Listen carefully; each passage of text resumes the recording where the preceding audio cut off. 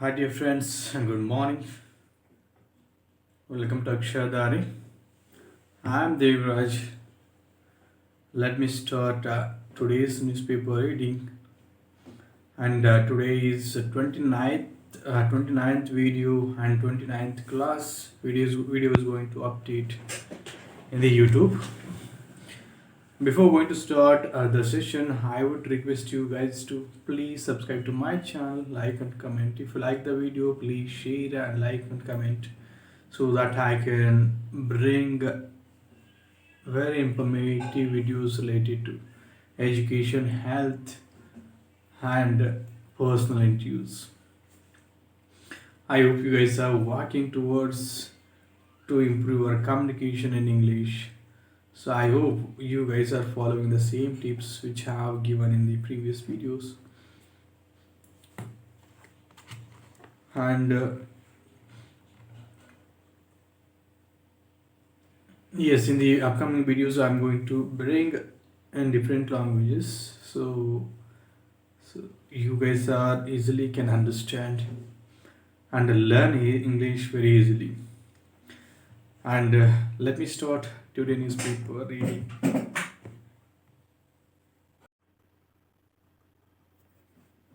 Yes, guys, welcome to Akshadari. ಇವತ್ತಿನ ಪೇಪರನ್ನು start ಮಾಡೋಣ. So today onwards I am going to give the hints in Kannada also. Let me start today's newspaper.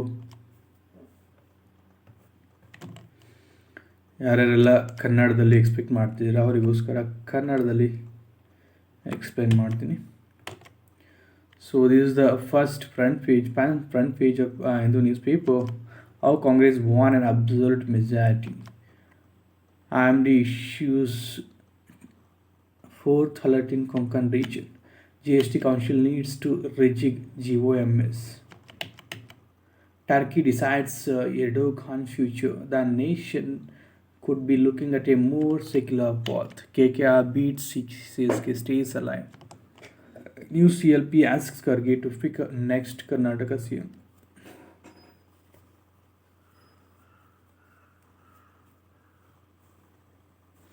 ICSE examination city girl is among national toppers. 10 die after consuming spurious liquor in Tamil Nadu.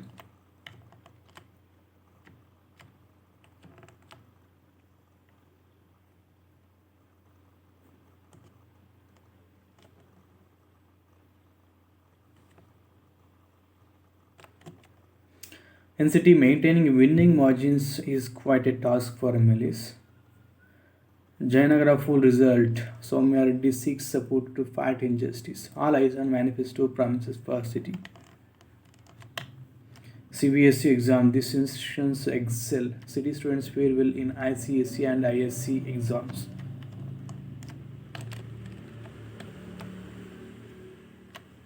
Cab driver killed, 4 injured in an accident.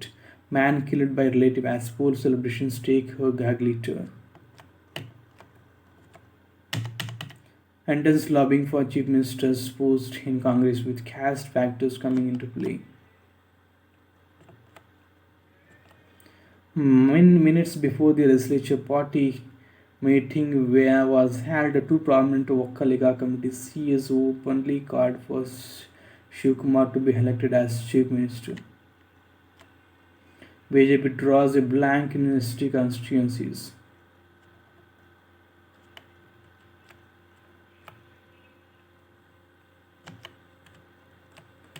BJP to look into reasons for defeat, flags Congress guarantees, changed caste equations.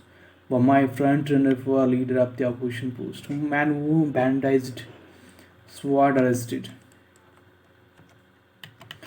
34 Vireshwar Lingayats from Congress win. This election result has been the best since 1989 for the party. BJP that had 38 Vireshwar Lingayat legislatures in 2018 now has 18. 8 seats were decided by wafer thin margins. Presidency University Nali admission start agide. So admission has started in a Presidency University for graduation. and post-graduation degrees. Education plus ಇಲ್ಲಿ education related information ನೋಡ್ಬೋದು.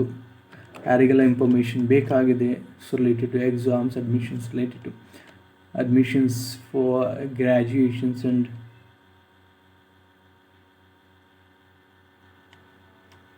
post-graduation admissions, you can look into it.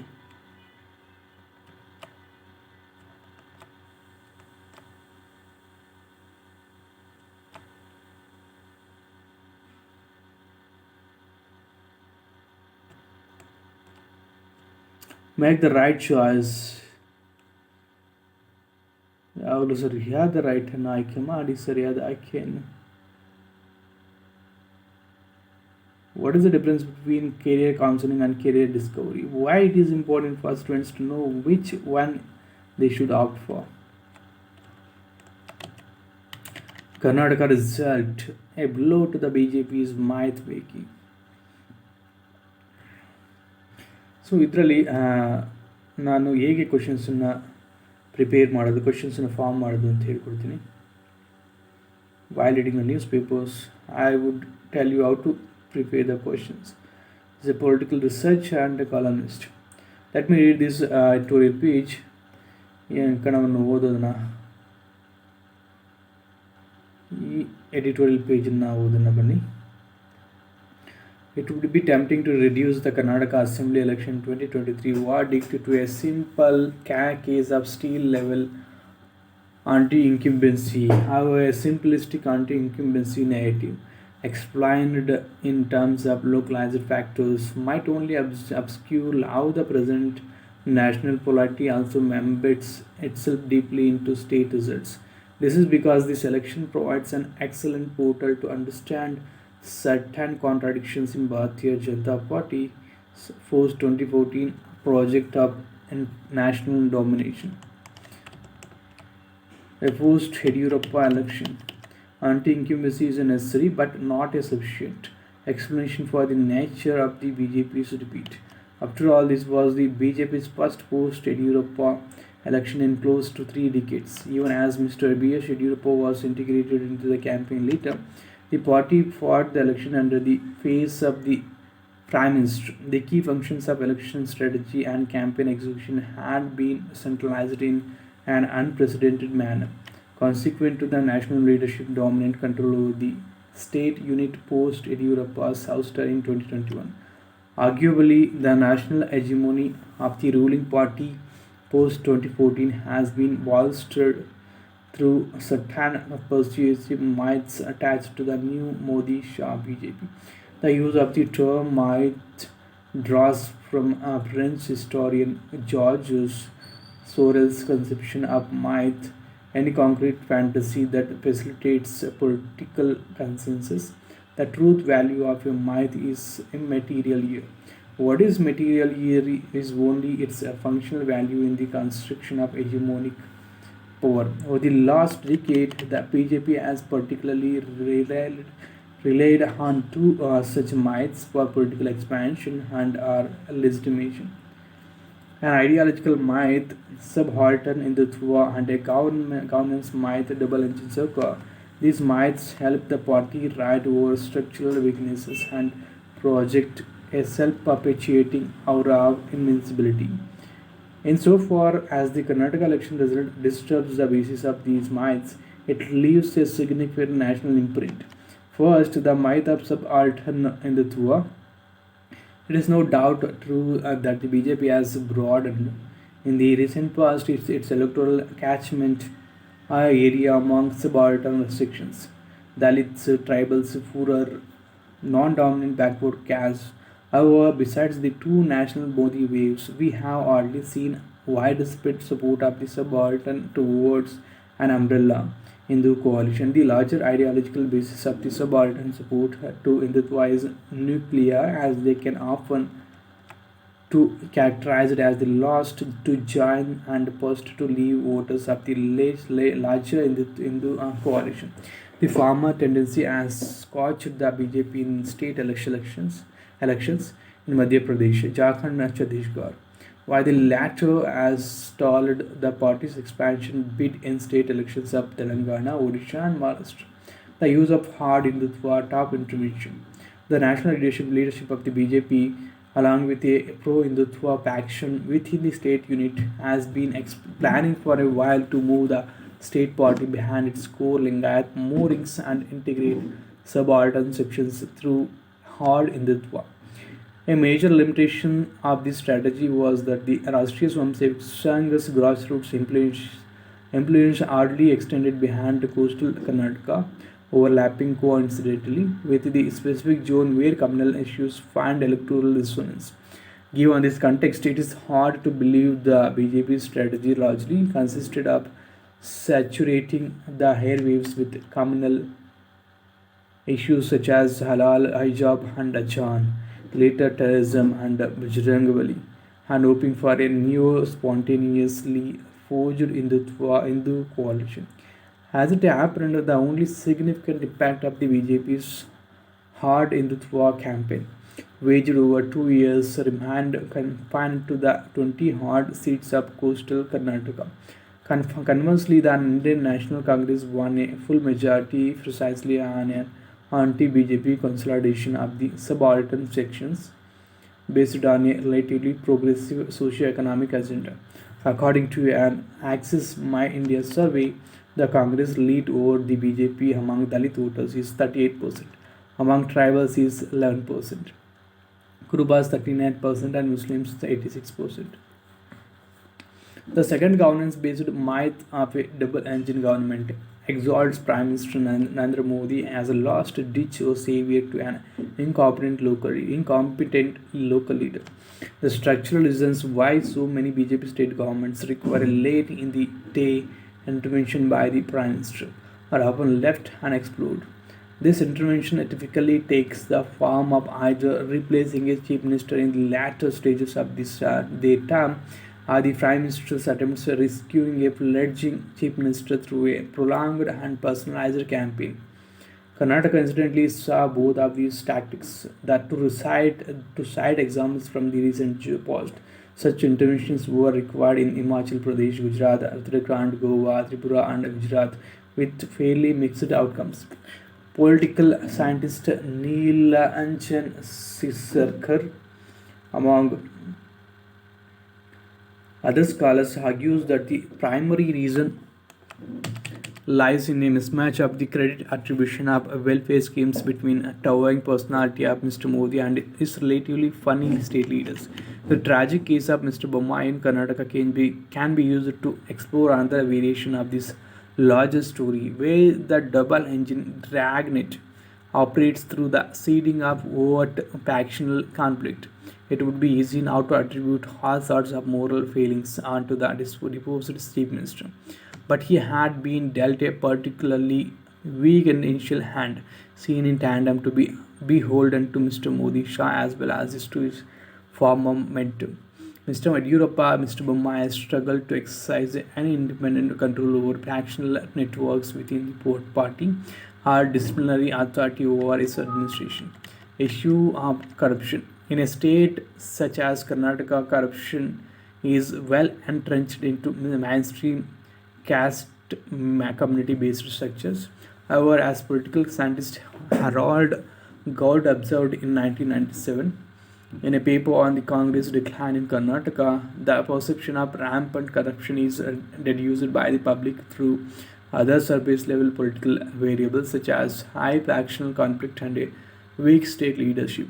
The possession of out of control corruption, as it adhered itself to Mr. Mobamai, might have flowed just as well from a perception of his structural weakness rather than any real multiplication of corruption. Consider some alternative pieces of evidence from the sobering CSDVS and DTV pre-poll. 63% of respondents claim to be satisfied with the state government's performance, as opposed to 32% who claim to be dissatisfied. It is almost identical to the satisfaction with the central government, 66% versus 33%. On development projects, the government was rated fairly well, scoring high on the provision of roads, water, and electricity. Incidentally, the ratings for the BJP on the three criteria of factionalism, corruption, and as we put nepotism were fairly identical 55%, 59%, 59% respectively, indicating how these three variables might be co-constitutive.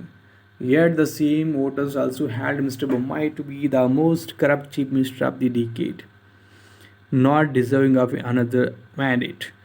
The empty signifier of Mr. Bommai, suffocated by the double engine combination, will now assume all sins of the double engine, while credit for the valiant rescue mission will flow towards the top engine. Yes, this is the true, and also the very it was the very corrupted government. So now the people had decided and given the vote for the right party, which will give the best to the people of people's empowerment. So ಮತ್ತೊಮ್ಮೆ ಈ ಪೇಪರ್ಸನ್ನು 12 ಪೇಜನ್ನು ಓದಿ ಅರ್ಥ ಆಗಲಿಲ್ಲ ಅಂದರೆ so ಅದನ್ನು ಕಂಪ್ಲೀಟಾಗಿ next ಮುಂದಿನ ದಿನಗಳಲ್ಲಿ ಅರ್ಥ ಆಗೋ ರೀತಿ ಬಿಡಿಸಿ ಹೇಳ್ತೀನಿ.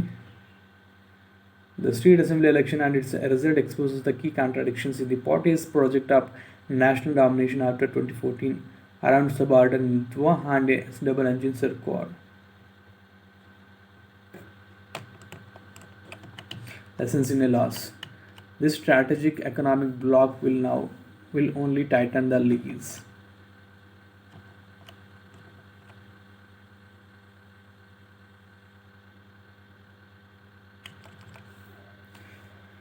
The strategic economic bloc will only tighten the leash. Let me read this editorial page. Parminderjeet Singh is with the non-government organization IT for Change.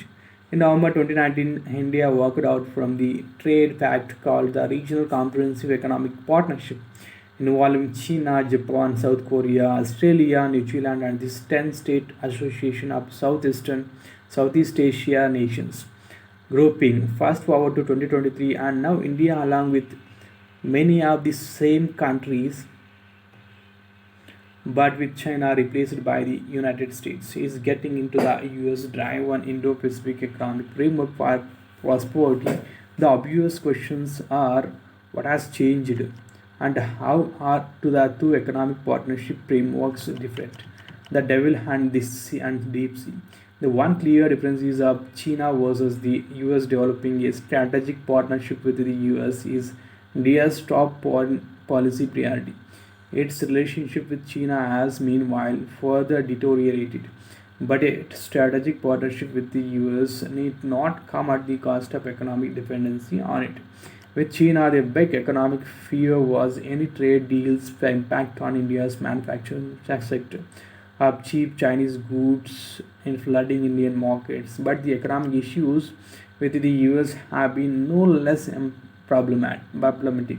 Example about agricultural, intellectual property, labor and environment standards, and the digital economy. Strategic partnership should not mean accepting a completely US self-interest driven economic framework that doesn't suit India's current economic interest. Traditionally, India's trade deals used to be mostly about tariffs. Increasingly, though, issues related to intellectual property, services, investment, domestic regulation, and digital and labor and environmental standards are becoming more important. The US IPEP proposal completely removes the tariff element of typical trade deals and is entirely about all these other areas. In any case, traditional trade deals in this US face likely roadblocks in the legislature.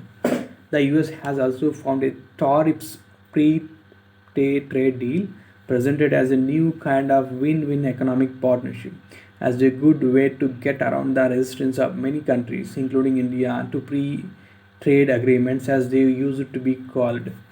However, the IPEP's new age language itself is the biggest trap. It knits vaguely worded webs that are not obvious in their actual economic impact, other than US strategists who created the proposals. Early assessment by many experts shows that the IPEP would result in a complete stranglehold over the economic systems of the participating countries in a manner that is to the complete advantage of the US. The IPEF is really about developing a strategic economic bloc, an integrated economic system centered on the US, and as importantly, excluding China, the systemic integration caused by the IPEF's actual long term impact will leave little leeway for domestic policies to help a country's own industrialization, for example, through tight supply chain integration that many elements of IPEF contribute to. A trade deal googly. A developing country trade negotiators are used to that traditional language of free trade agreements, having honed their skills looking for problems in them. They find it quite difficult to understand and respond to the sophistry that the IPF's innocent sounding text is filled with. That is especially so given that the IPF EF is proposed to be concluded by November 2023. And when real engagements only began last year, traditional free trade agreements are much more focused but still take years to conclude. Thus, the supposed innocence of the relatively high level language of the IPEF is being used as an excuse to rush it through. However, this is precisely the kind of language that will suspectingly trap countries in economy wide permanent commitments with domestic policy making space considerably compromised, but whose real implications will only become obvious by and by. The IPEF has four pillars: trade, supply chains, clean economy, and fair economy. Fearful of a possible trap, India has joined the other three pillars but not trade. But there is great pressure on it to join trade too, and India could relent. Joining the trade pillars is the worst. But the other pillars too contributed to developing hard new economic architectures and structures that are not tariff based. In the long run, that could have an even stronger effect on economic and trade flows than tariffs. In the digital arena, it is said that code is law and architecture is policy. In an increasingly digitalizing world, hard wiring supply chains and giving up policy spaces in key areas such as digital labor and environment and export constraints would take the form of a gilded techno-legal cage of irreversible economic independency. Does a strategic partnership with the US need to come at such a price?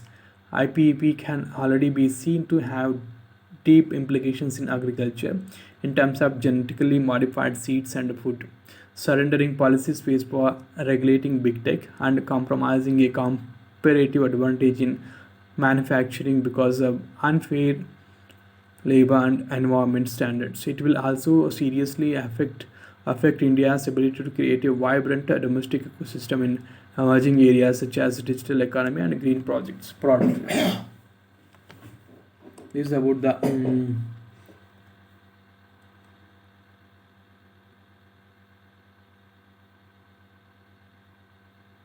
economic information, lessons in a laws, statistical succor. Policymakers cannot afford to drop the guard in inflation. How the Congress won an absolute majority in Karnataka.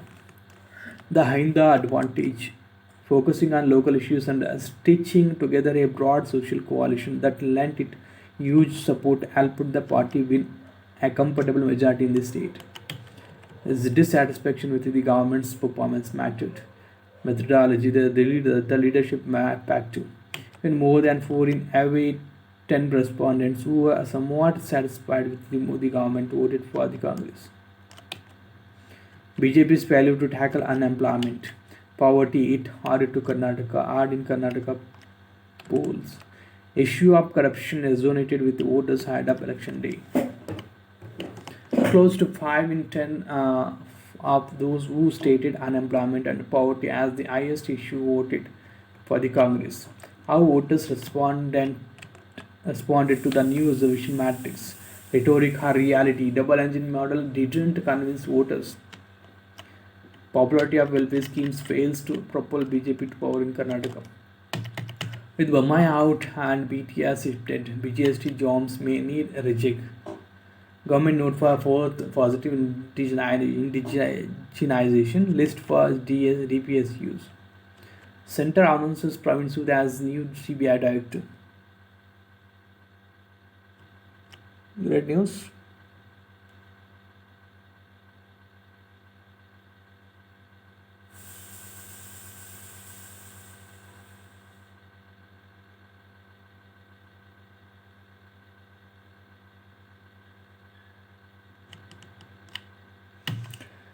Ten day after consuming spurious liquor in Tamil Nadu. After loss in Karnataka, BJP has to rethink and roll up its leaders in Rajasthan, Maharashtra. SC2 appeal in Jaipur blast case on May 17. Amid crisis in state, Manipur CM BJP chief rush to Delhi with 6.9% year-on-year growth. Goods exports rise to 451 billion in 2022-23.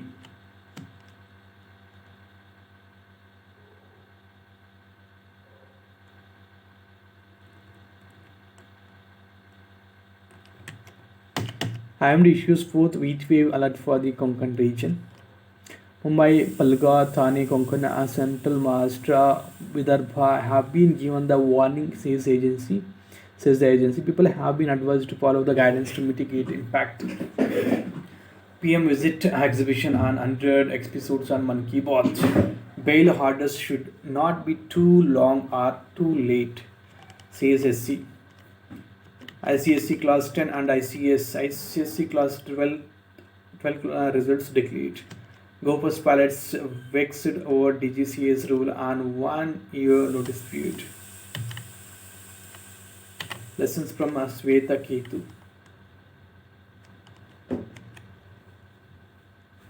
The opposition takes Hali lead in vote count in general election. 13 killed families taken hostage in Pakistan parliamentary base attack.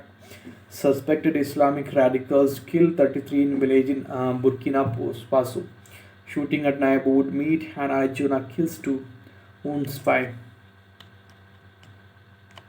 3 killed, roofs torn off as cyclone Mocha makes landfall in Myanmar. Erdogan takes early lead in Turkey's knife heads vote.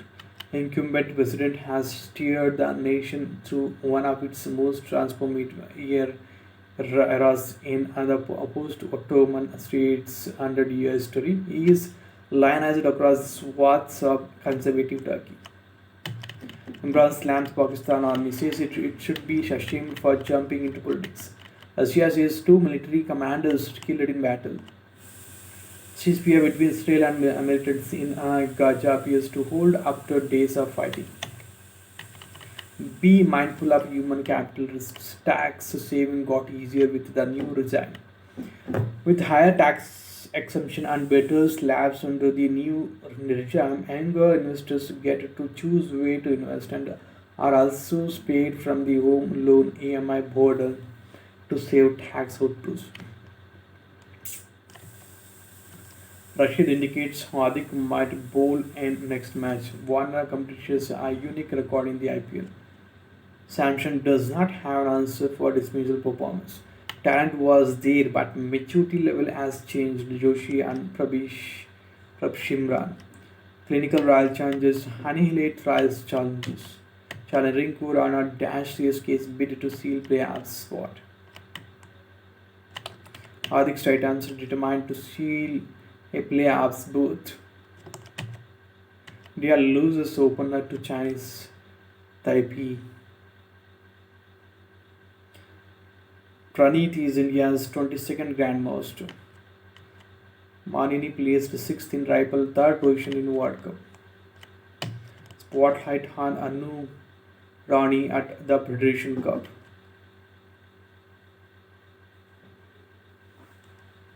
Determined Priya Mohan ready for a new challenge. Djokovic and Swiatek move into the last 16. Man City closer to another league title as Brighton douses Arsenal challenge. New bold and redesigned sports star unveiled. The magazine will now combine journalistic features that have become a staple in the digital era. Action photographs will blend into inspired artworks by the designers. Eminent sports persons recall their special bond with the sports star.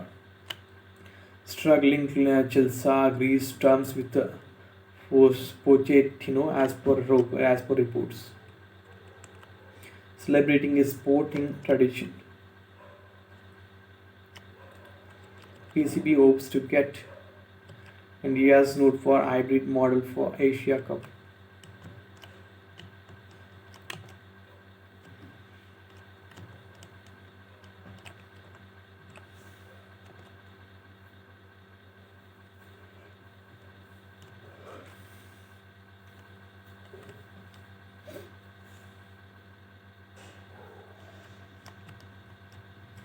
The nutritional value of millets. So why are millets popular source of nutrition? What are the different parts of a millet kernel? How are nutrients in millets affected by processing and polishing? Can millets thrive in harsh, resource poor conditions? Let me read this page. The story so far. The nutrition value of millets. The UN Food and Agriculture Organization has declared 2023 to be the International Year of Millets. Given these crops a shot in the arm, even as countries worldwide are looking into them for their ability to grow in environmental conditions that the climatic crisis is rendering more common. Millets are becoming more popular in India as well because of their low input requirements and high nutritional density, both of which are valuable for a country whose food security is expected to face significant challenges in the coming decades. However, the consumption of millets faces one threat that has already overtaken India's major food crops: grain processing. What are millets? Millets are fundamentally grasses. They are cultivated worldwide, but especially in the tropical parts of Africa and Asia as cereal crops. Some of the more common varieties include pearl millets, barnyard millet, finger millet, and foxtail millet. There is both paleontological and textual evidence to indicate that millets were being cultivated in the Indian subcontinent 5 millennia ago. According to the Agricultural and Processed Foods Development Agency, Development Authority, India is the world's largest producer of millets. In 2021 to 2022, the country is accounted for 40 to 50 or 40.51% of the world's full millet production and 8.09% of sorghum. Within the country, pearl millet made up 60% of all the millets production, sorghum 77% and ragi 11%.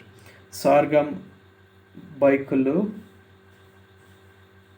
Adley millet, cayenne, lacrima jobi, and left, among others, are grasses that differ in some respects from millets but are grouped together with them. Why are they sought after? Millets they have two broad features that render them attractive. Their nutritional value being comparable to that of major extent from food crops, and better on some counts, and their ability to reliable withstand harsh, resource poor conditions. They are drought tolerant, adapted to growing in warm weather, and require low moisture. Axiomatically, they are particularly efficient consumers of water and loamy soil. They don't grow well in a waterlogged or extremely dry soil, which might occur after heavy rainfall or particularly bad droughts, respectively. Nonetheless, millets have the upper hand over crops like rice and maize with more drought-like conditions expected in many parts of the world, including the newly realized prospects of the flash droughts. That being said, millets and don't above better growing conditions and respond positively to higher moisture and nutrient content in the soil. According to the MS Swaminathan Research Foundation, millets also thrive on marginalized land in upland and hilly regions. Marginal land is land whose rent is higher than the value of crops that can be cultivated there. Are millets nutritious? The nutritional content of the millets include carbohydrates, proteins, fiber, amino acids, and various minerals. Different millet varieties have different nutrient profiles. For example, pearl millets, one of the other oldest cultivated varieties, has been found to have higher protein content than rice, maize, and sorghum, while being comparable to that of barley. According to various studies, foxtail millet is rich in the amino acid lysine. Finger millet has more crude fiber than wheat and rice. Proso millet has a significant amount of the amino acids leucine, isoleucine, and methionine. And overall, millets have been found to be important sources of micronutrients and phytochemicals.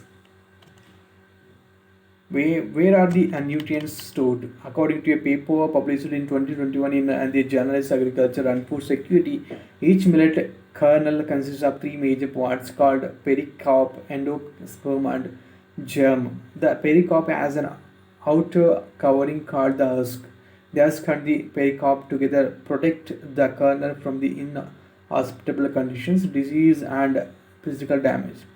The endosperm is the largest part of the kernel and its storage center. It has a covering called the hyaluron. According to an AFAO article about sorghum, the endosperm is relatively poor in mineral matter, ash and oil content, but a major contributor to the kernel protein 80%, starch 94%, and B complex vitamins 55 and 7%, 50 to 7%, 75%. Similarly, pearl millet has a relatively large germ, which is rich in oil 32%, protein 19%, and has 10.4%, plus over 72% of the total mineral matter. That is why, according to various experts, millet deserve to be included in people's diets. But whether they are actually delicious product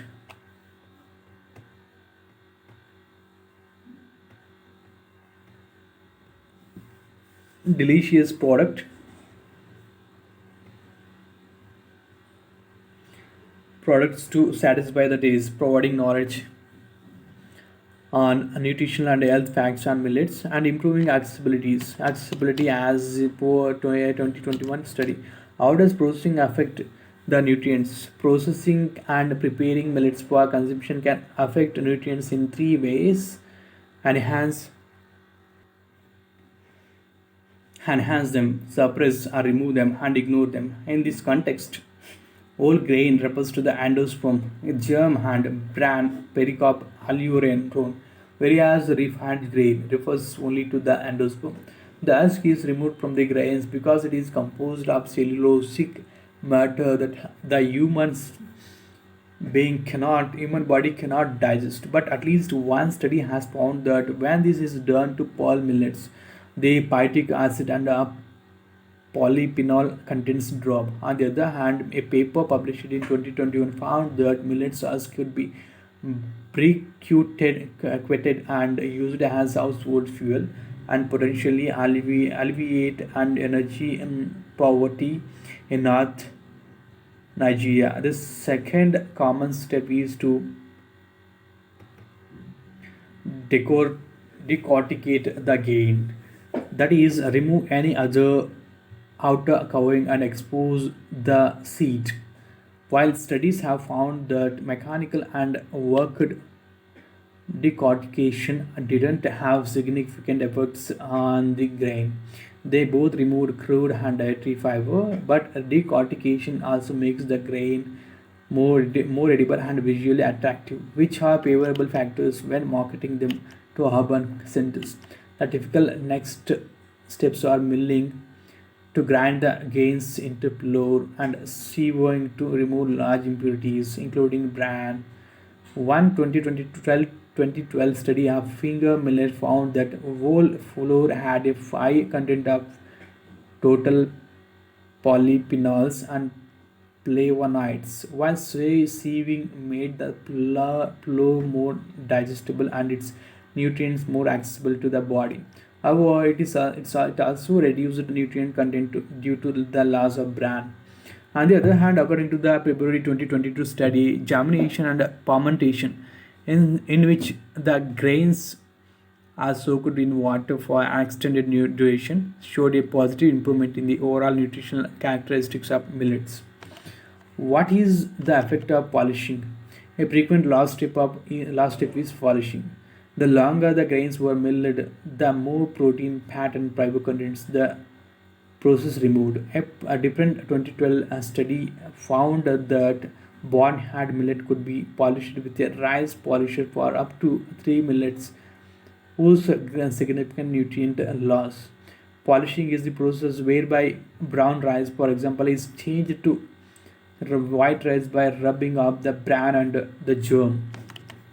A 2012 study in the Journal of Cereal Science assessed the effects of polishing in the nutritive value of two major Asian rice varieties, Indica and Japonica, using a combination of precision abrasive polishing, plasma mass spectrometry, and fluorescein microscopy. They found that polishing removed 8 to 10% of grain weight and also removed 60 to 80% of iron, magnesium, phosphorus, potassium, and manganese in both varieties. The loss of bran also compromises the grain's fiber content. At rice, polishing is considered desirable because, as per a 2009 study, most consumers favor the resulting taste and the texture and prefer the shorter cooking time. And retailers want a longer shelf life, which can be achieved by removing the bran. This is about the millets. I hope you guys are enjoying the reading newspaper, and please read the newspaper at least 40 minutes to 2 hours. It would make you very strong in communication, and also it would make you very accent in English communication. So I hope you guys are enjoyed the reading, and please subscribe to my channel and like and comment for more videos related to education, life and health and personal interviews. Expanding mitochondrial donation treatment. How a baby has three parents. Yes, I'm going to end this video, guys, and please subscribe to my channel, like and comment, and I would see you everyone in the upcoming videos. Please subscribe, and have a great day.